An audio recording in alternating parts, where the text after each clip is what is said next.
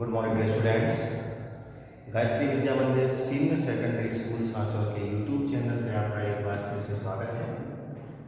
हमें यहाँ पे क्लास 11 का जो ग्रामर है उसको हम पढ़ रहे हैं, जिसमें हमारा टॉपिक जो चल रहा है वो है रिपोर्टेड स्पीच। रिपोर्टेड स्पीच का भी विद्यार्थियों में आपको बता दूं, हमने पिछले लेक्चर में सेंटेंस शुरू किया है वो है एक्सक्लेमेटरी सेंटेंस। एक्सक्लेमेटरी सेंटेंस से कहने का तात्पर्य विस्मय सूचक वाक्य, यहाँ पे विस्मय का बोध होता है, उन्हें एक्सक्लेमेटरी सेंटेंसेस कहते हैं। आपके जब भी कोई प्रसन्नता का भाव हो, जब भी कोई दुख का भाव हो, जब भी आश्चर्य का भाव, प्रशंसा का भाव या अफसोस का भाव प्रदर्शित करने के लिए हम जो है एक्सक्लेमेटरी सेंटेंस से वाक्य को लिखते हैं। अच्छा, मैंने कल आपको बताया था कि रिपोर्टिंग वर्ब सेट को किस प्रकार से बदला जाए। आपको बताया कि रिपोर्टिंग वर्ब सेट आप बदलेंगे रिपोर्टेड स्पीच के सेंस या उसके भाव के अनुसार। वहां पे अगर प्रसन्नता का भाव है, इसका मतलब आप कर देंगे एक्सक्लेम विद, ये तो आपको करना ही है, एक्सक्लेम विद। साथ में लिख देंगे प्रसन्नता का भाव है तो जॉय लिख देंगे, तो हो जाएगा एक्सक्लेम विद जॉय। और अगर दुख का भाव है तो लिख देंगे एक्सक्लेम विद, तो लिखना ही था, साथ में लगाएंगे जॉय के स्थान पे सॉरो, तो हो जाएगा एक्सक्लेम विद सॉरो। अगर कोई अफसोस का भाव है तो आप जॉय और सॉरो को हटाएंगे, लिख देंगे एक्सक्लेम विद रिग्रेट। यानी इतना जो पार्ट है वो इन तीनों के लिए कॉमन है। Exclaim with. अगर प्रसन्नता होगी तो यहां पे लिख दोगे जॉय, और अगर आपका दुख है तो लिख दोगे सॉरो, और अगर अफसोस है तो लिख दोगे रिग्रेट। यानी एक्सक्लेम विद जॉय या एक्सक्लेम विद सॉरो या फिर एक्सक्लेम विद रिग्रेट। ये चेंज हो गए आपके रिपोर्टेड स्पीच के भाव के अनुसार। अब रह जाते हैं दो, तो एक है जो आप कर सकते हो एक्सक्लेम विद सरप्राइज। अगर आश्चर्य का भाव है तो क्या लिखोगे एक्सक्लेम विद सरप्राइज। या फिर मैंने आपको ये भी बताया कि अगर आश्चर्य का भाव है तो उसमें केवल एक्सक्लेम भी आप लिख सकते हो। केवल आश्चर्य की दृष्टिकोण से देखा जाए, अगर आश्चर्य है तो आप उसमें केवल क्या लिख सकते हैं एक्सक्लेम, या फिर लिख देंगे एक्सक्लेम विद सरप्राइज। अफसोस का भाव है एक्सक्लेम विद रिग्रेट। सॉरो है, दुख है तो एक्सक्लेम विद सॉरो। प्रसन्नता है तो एक्सक्लेम विद जॉय। ये तो हो गया सेट को चेंज करना। एक और है आपका जब प्रशंसा का भाव होगा,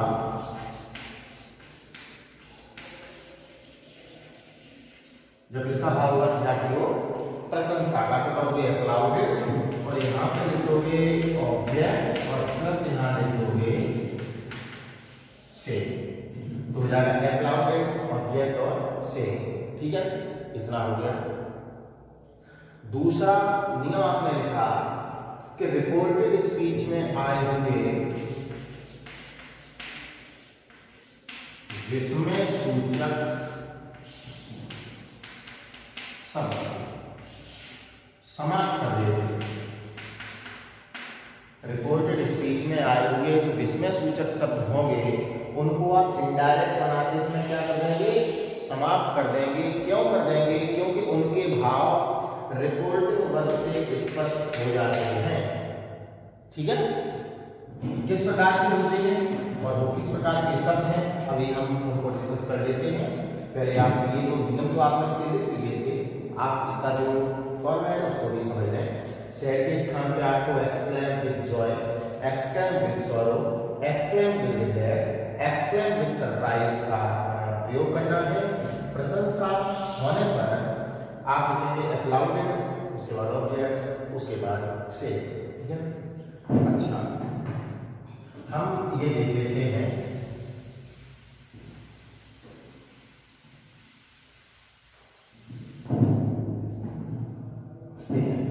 मैंने आपको बताया विस्मय सूचक शब्द,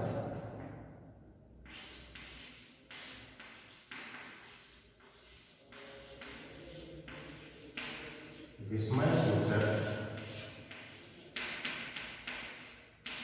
शब्द जैसे कि आपका शब्द है हुर्रे, और ये किसके लिए आता है बच्चों?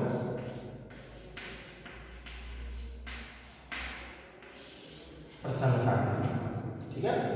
हुर्रे है जो प्रसन्नता को व्यक्त करेगा।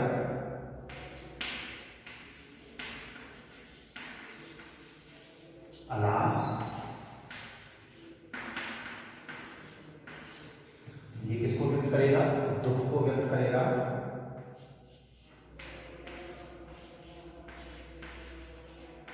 ब्रावो, ब्रावो यहाँ पे बहादुरी के लिए रखता है, अर्थात आप उसकी प्रशंसा कर रहे हैं तो ये प्रशंसा के लिए प्रयोग होगा।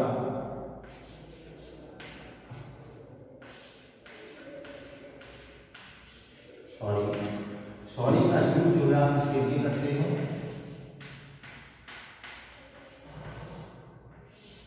अफसोस के लिए, तो ये हो जाएगा एक्सप्लेन विद रिग्रेट।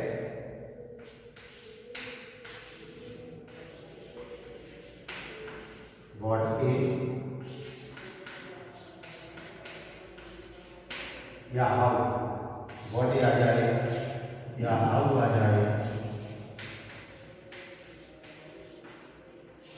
तो वहां पे किसका भाव पास्ट होगा। अब समझना मेरी बात, बहुत ही महत्वपूर्ण है। आपने जैसे देखा सेंटेंस में यहाँ पे क्या आया है, शुरुआत में क्या आ जाएगा, जैसे कि आप रिपोर्टेड स्पीच का प्रारंभ करते हैं तो रिपोर्टेड स्पीच की शुरुआत में क्या आ जाएगा? Hurray, alas, Bravo, sorry, what या हाउ। तो आपने जैसे देखा कि आपको हुर्रे आ गया है तो आप समझ जाएंगे भाव उसका प्रसन्नता का, और प्रसन्नता का भाव है तो आप सैड को किसमें बदलेंगे? सैड को आप बदल देंगे एक्सक्लेम विद जॉय। इसके साथ सैड के स्थान पर, सैड के स्थान, ठीक है ना। आपने देखा यहाँ पे हुर्रे आया है तो आप समझ जाएंगे हुर्रे से ही यहाँ पे भाव किसका है? प्रसन्नता का।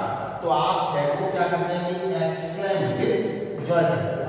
अब ध्यान दें विद्यार्थियों कि एक्सक्लेम विद जॉय उसने खुशी के साथ व्यक्त किया, प्रसन्नता के साथ व्यक्त किया, तो यहाँ पे एक शब्द आ गया प्रसन्नता, जॉय, प्रसन्नता आ गया। और यहाँ पे भी हुर्रे किसके लिए आ रहा था? प्रसन्नता के लिए। तो जब यहाँ पे जॉय का प्रयोग हो गया है तो ऐसी स्थिति में इस हुर्रे का कोई काम नहीं है, यानी इनडायरेक्ट जब आप बनाएंगे तो आप इसको अब नहीं लिखेंगे क्योंकि इसके लिए आपने इसका प्रयोग कर दिया, एक्सक्लेम के साथ आपने जॉय को जोड़ दिया है। तो यही तो मैंने आपको बताया था कि रिपोर्टेड स्पीच में आए हुए विस्मय सूचक शब्दों को इनडायरेक्ट बनाते समय हम हटा देते हैं या समाप्त कर देते हैं।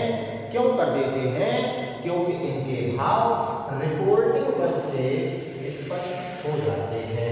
तो रिपोर्टिंग वर्ब में एक्सक्लेम विद जॉय, तो जॉय किसके लिए? खुशी के लिए। यहाँ से खुश, यहाँ से प्रसन्नता है, खुशी जो है वो स्पष्ट हो रही है। तो यहाँ पे अब आपके विस्मय सूचक शब्द का कोई भी कार्य नहीं है।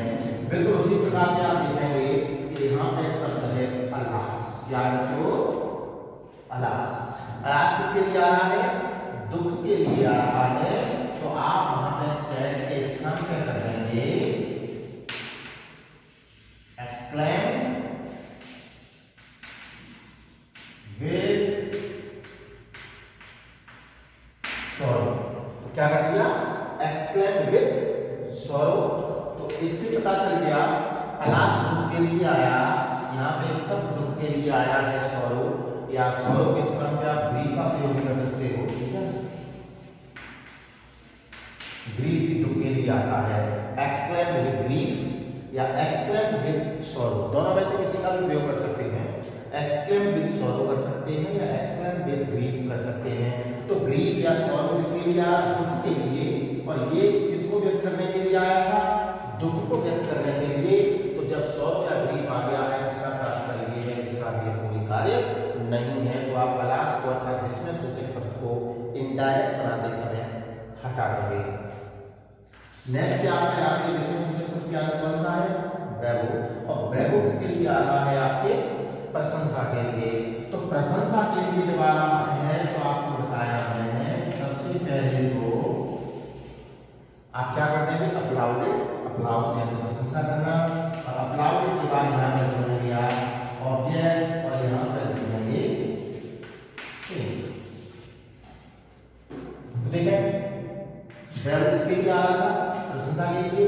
और यहाँ पे अप्लाउड क्या आ गया है? अप्लाउड है प्रशंसा की, ये प्रशंसा के लिए आ गया है। और जब प्रशंसा के लिए अप्लाउड का यूज हमने किया है तो यहाँ पे आप ब्रेवो जो आपका विस्मय सूचक शब्द है इसका कोई कार्य नहीं, ये भी प्रशंसा के लिए ही आपने यूज किया था। आगे है आपका सॉरी, जो सॉरी किसके लिए आ रहा है? अफसोस के लिए। तो आप यहाँ पे क्या करेंगे? Exclaim with regret, exclaim with regret. अब ये रिग्रेट जो है, ये जो रिग्रेट है, ये रिग्रेट किसके लिए आ रहा है? अफसोस के लिए। रिग्रेट जो है अफसोस के लिए आ रहा है। तो जब रिग्रेट अफसोस के लिए आ रहा है, सॉरी अफसोस के लिए भी आया था, तो अब इनडायरेक्ट इसमें इसका कोई काम नहीं है। बिल्कुल उसी प्रकार से ये वर्ड या हाउ किसके लिए आते हैं? आश्चर्य के लिए आते हैं।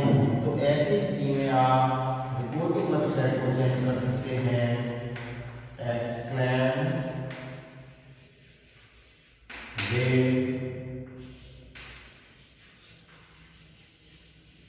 सरप्राइज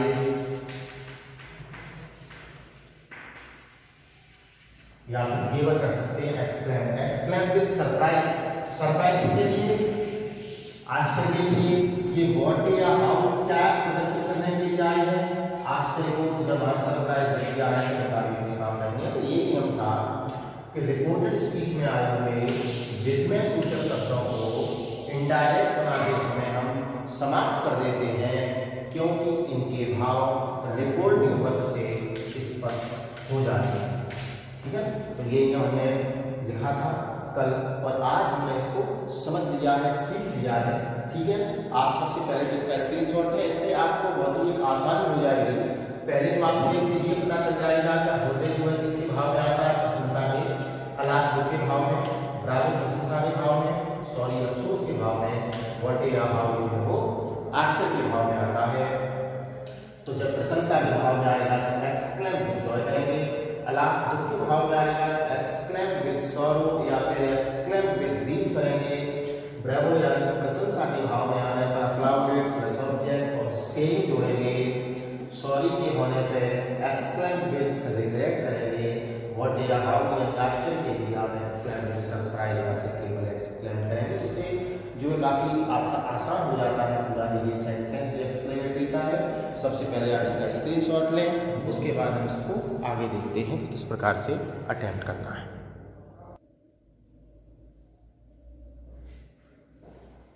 हाँ स्टूडेंट्स, इसका एक रूल और लिखेगा।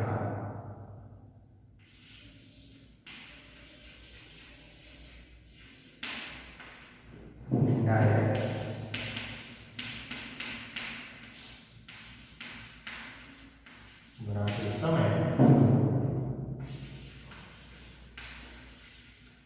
कॉमा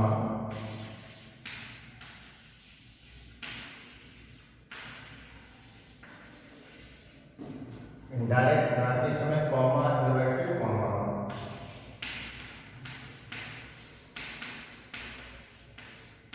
के स्थान पर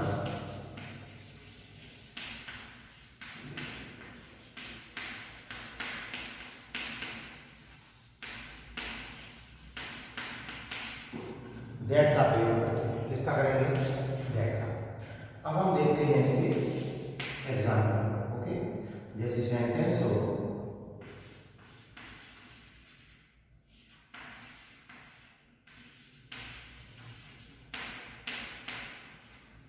players said, comma,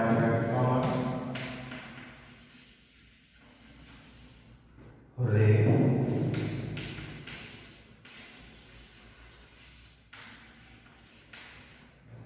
we have won the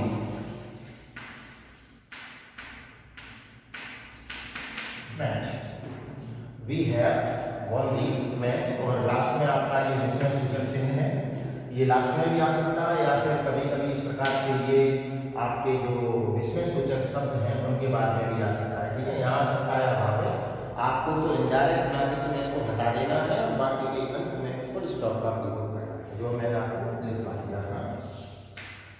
अब देखें हमने कैसे पहचाना, पहले तो इसका भाव देखेंगे। पहले तो मैं बता रहा हूँ आप ज्यादा भाव देख लेंगे। We have won the match निश्चित रूप से प्रसन्नता का ही भाव है, मैच जीत चुके हैं। लेकिन अगर पूरा नहीं देखना है तो उससे पहले के विषय सूचक शब्द को देख ही लेना। आपके हुर्रे आया है, तो आपको पता है कि मैंने चार्ट बनवाया था कि हुर्रे आता है जब प्रसन्नता को व्यक्त किया जाए।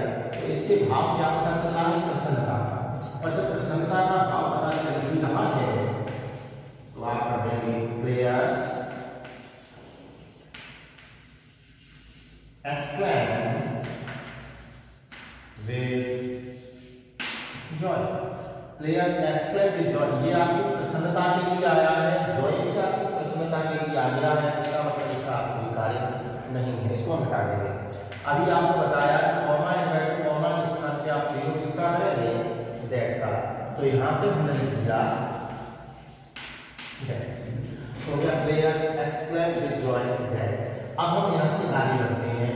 वी क्या है, आपको प्रोनाउन सही तरीके से पढ़ाए हुए हैं। वी जो है वो फर्स्ट पर्सन का नॉमिनेटिव केस अर्थात सब्जेक्टिव केस है, और वी फर्स्ट पर्सन है, इसलिए first person change according to subject of reporting verb, यानी ये रिपोर्टिंग वर्ब इधर सब्जेक्ट इधर ऑब्जेक्ट होता है। सब्जेक्ट प्लेयर्स है, तो वी को जब प्लेयर्स के अनुसार चेंज करोगे तो आप देख सकते हैं थर्ड पर्सन में प्लूरल आपका प्रोनाउन कौन सा है, बी आपका सिंगुलर है, सी सिंगुलर है, इट सिंगुलर है, तो अब क्या बचा, दे आर, प्लेयर्स बहुवचन है। तो यहाँ पे आप कर लेंगे ये हैव गॉन यानी present perfect tense change into past perfect, यहाँ पर हो गया हैड, और वर्ब की third form gone the match. तो सेंटेंस हो गया players exclaimed with joy that they had won the match।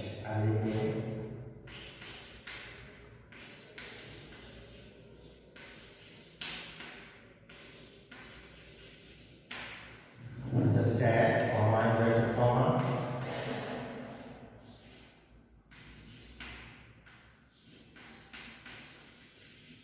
my friend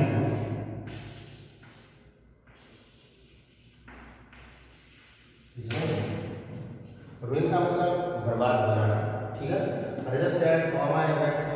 my friend is ruin, sorry यहाँ पे हमने एक्सक्लेमेटरी वर्ड नहीं बताया,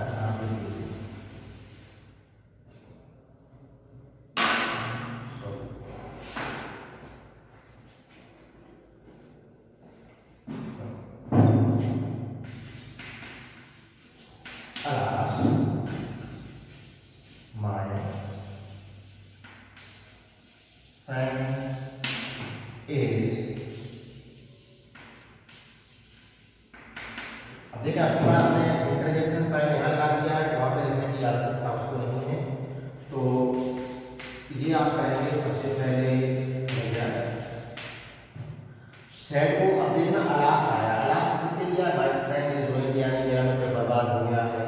तो ये एक दुख का भाव है, एक्सप्रेशन किसका है, सौरव का, तो दुख है। और यहाँ से पता चल रहा है अलास किसके लिए आता है, दुख के लिए। तो यहाँ पे कहेंगे आप exclaim with sorrow, exclaim with sorrow या कर दो exclaim with grief, inverted comma हटा के that। अब देखिए my friend, ये बढ़ गया, क्योंकि यहाँ सॉरो आ गया। माय फ्रेंड, मान लीजिए फर्स्ट पर्सन का पजेसिव केस है और फर्स्ट पर्सन चेंज होगा सब्जेक्ट के अनुसार चेंज, और सब्जेक्ट रजत है, रजत का प्रोनाउन होगा ही, लेकिन हमें ही का क्या लगाना है, क्योंकि माय पजेसिव केस है तो ही का भी पजेसिव केस लगाएंगे तो क्या हो जाएगा, his friend. Rajat exclaimed with sorrow that his friend is, यानी इसका कर देंगे आप वॉच, कैसे हमारे चेंज होंगे वॉच में, और इसके बाद लिख देंगे रोइंग। तो सेंटेंस हो जाएगा Rajat exclaimed with sorrow that his friend was ruined. ठीक है ना, आज इस वीडियो में हम इतना ही रखेंगे, और आगे इसका जो सरप्राइज वाला एक रूल, एक आपका प्रशंसा का और एक आपका रिग्रेट, इनको अगले वीडियो में देखेंगे। तब तक आप पढ़ते रहें। धन्यवाद।